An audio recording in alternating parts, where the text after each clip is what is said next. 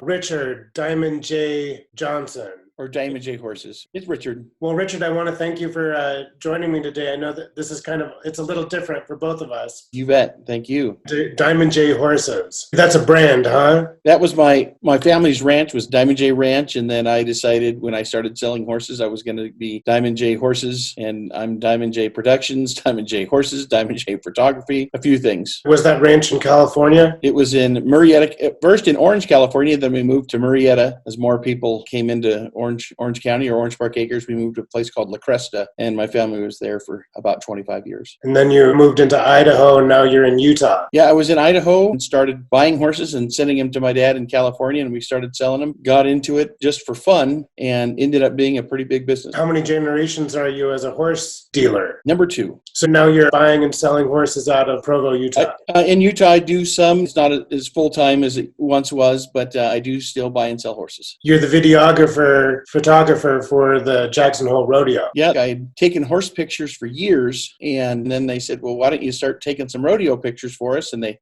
let me in the arena, so I had an unimpeded view of the horses, the bulls, everything going on, and looking and watching and trying to improve. And people say I do okay, so I feel good about that. It is a fun rodeo. It's well run, and the crowd loves it, and it's a good time. So I reached out to you as an expert in the horse industry. I did a couple of paintings here. They're behind me. I've got horse 2 and horse 3. Okay. I know horses. I grew up riding horses, but I don't know a lot about them. I was wondering if you could maybe look at these paintings and talk to me about the horses that we're looking at and whether I made them up or whether they're actually something that you could... Well, first, I look at them and I see lots of action. And as a photographer, I think one of the things that's hardest to capture with the horses is all the action. And like you've got the dust and the dirt flying up. It looks like the horse is like leaning into the barrel. I'm going to say that would be very accurate to what a photo would look like of a horse doing the same thing. I like the action. Action is good. That outside right foot, this would be what I would call a second barrel turn. This is the picture that most photographers, it's more the classic photo that you get. But that horse needs to brace to get around that barrel tightly, and you're showing that in there. And then with the head leaning down toward that second barrel, it's hunting that barrel, and they hunt that turn. And when you get a horse that does that, I mean, I've rode all my life. I don't think I could ride one as fast as these girls do it.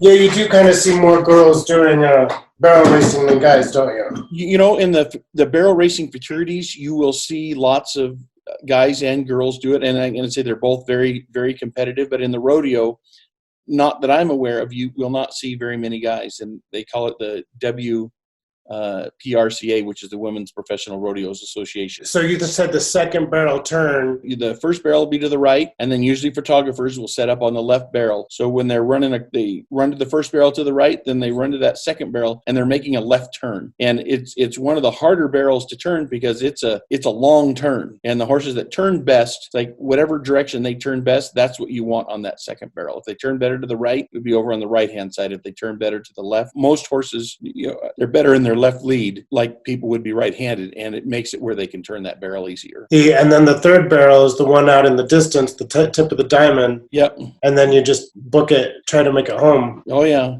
Usually the race is won on the barrels, not that last stretch, because you can have the fastest horse in the group, and the one that turns the best usually the one that wins. These hackles here. It would be a hawk. Or no, excuse me, that would be the pasture or a cornet band right above the hoof. So I was looking at pictures, and it seems like these are on Clydesdales, but they may not be on like a rodeo horse. Okay, now you're probably talking, if you're talking about their hair, people call it their feathers or the hair on their legs. And depending on the breed, some have quite a bit. This looks like it could have been like a Clydesdale type cross type horse as far as with the feet and the legs, how you put those together on the painting. But you're not going to see a Clydesdale doing barrel racing, right? You know, I go on a men's ride, and there are some Clydesdale. Usually they're a Clydesdale cross with usually a quarter horse or maybe a thoroughbred. And there's some that are pretty athletic. And they do have, for their big size, they do have some speed. But the faster horses are going to be the quarter horses and the quarter horse thoroughbred crosses. They're just a little bit more agile, and they're not as big and bulky as like the others. But in rodeo, the traditional saddle bronc riding, they're usually almost all draft horse crosses.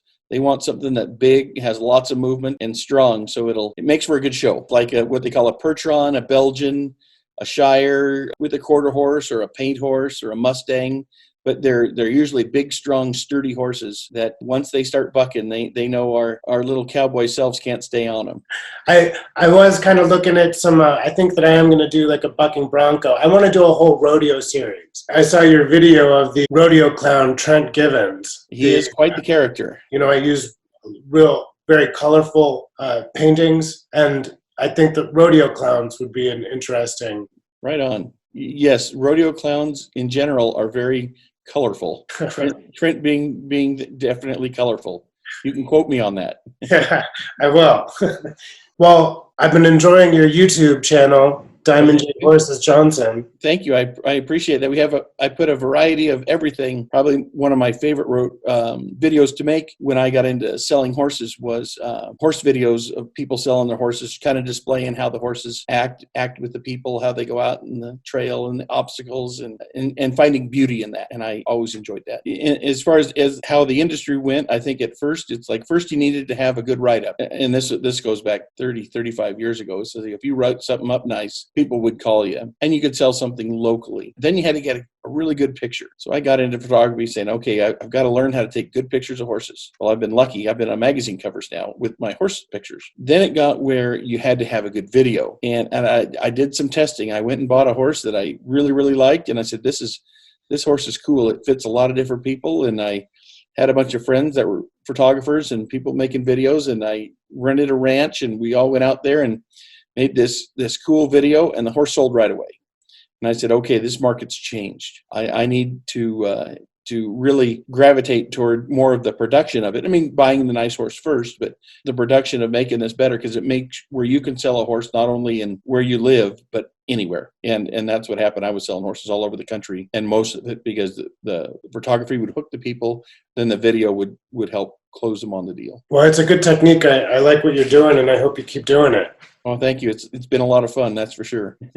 That's what life's about. You got to have fun and be happy. Yeah, I'm looking forward to seeing you. I'll be in Jackson Hole soon for the summer, and it'll be fun to hang out at the rodeo. And I'm looking forward to the rodeo season, and I think I'll be here. So right on. That sounds great.